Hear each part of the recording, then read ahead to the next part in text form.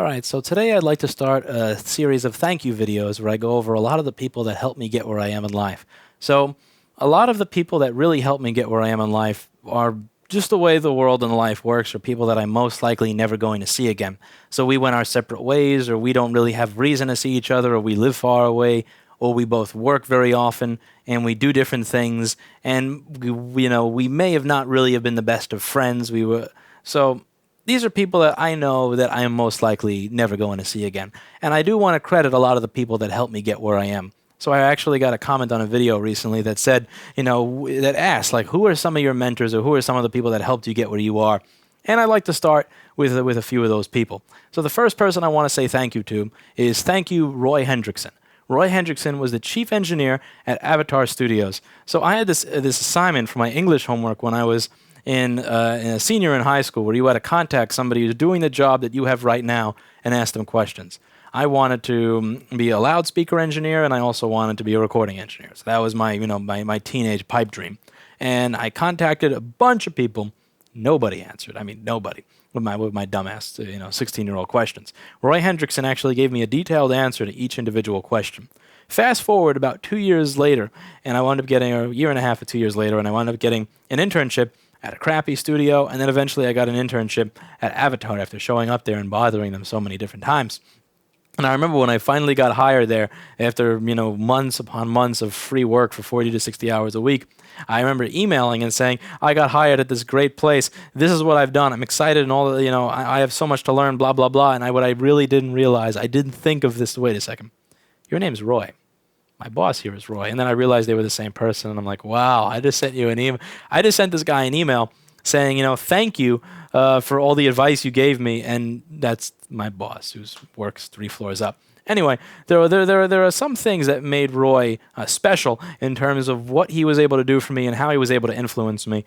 And one of the sayings that really stuck with me for a long time was when we were talking about learning, we were talking about creating things, we were talking about learning how to repair devices that other people didn't know about.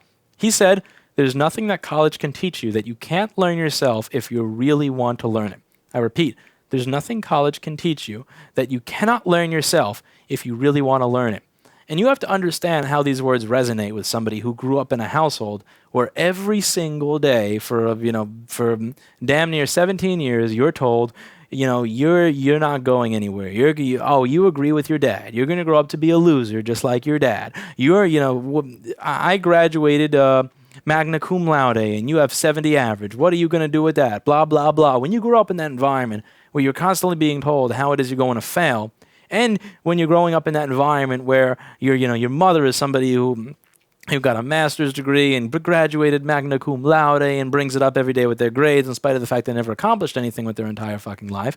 How important it is to have somebody tell you that there's nothing college can teach you that you cannot learn yourself if you really want to learn it? Do you know how important it is to see somebody who didn't go to college, who's actually not only succeeding really well, but at the top of their field, that they are the chief of something, the chief engineer at the best studio at the world? And it wasn't just the things that he said like that. It was also how Roy Hendrickson followed through on his actions. So, for example, Avatar Studios had this really crappy headphone system called the Nemesis. It was okay. The whole point of this was it was an 8-channel little mixer box that would sit next to the musician.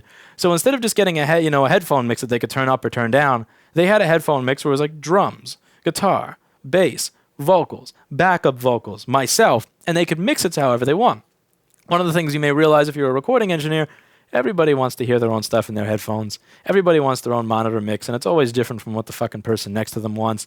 When you record live all in the same room, which most people seem kind of afraid to do nowadays, or they can't do it because of whatever limitations they have, or with the needing to edit crap later.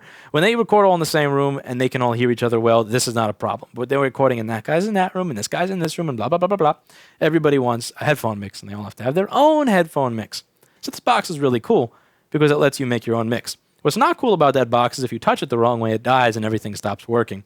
So they were really tired of that. And one day he's like, I'm tired of this crap.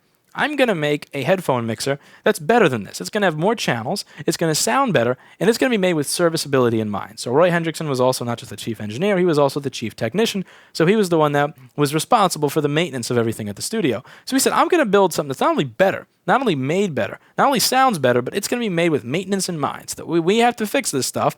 It's going to be easy, and it's not going to break very often. And people looked at him like, did you ever build a headphone mixing system? Nope. Did you ever build something like this from scratch? Nope. Do you know how you're going to do it? Nope. Nobody actually laughed at him because he was the chief engineer. Like, you don't laugh at the chief engineer. But the laughing was happening inside the heads of the people around him. And do you think that stopped him one bit?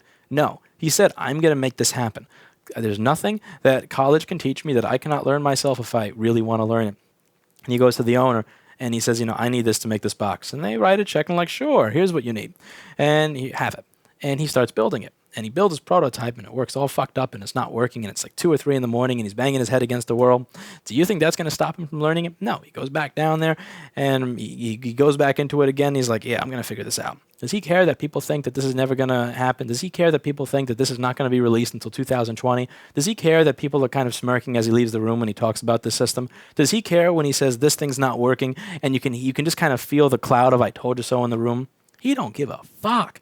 And let me tell you something. Avatar Studios today has the best queue system in the world that Roy Hendrickson built from scratch. And, this is really something that's important. So he didn't have the college experience.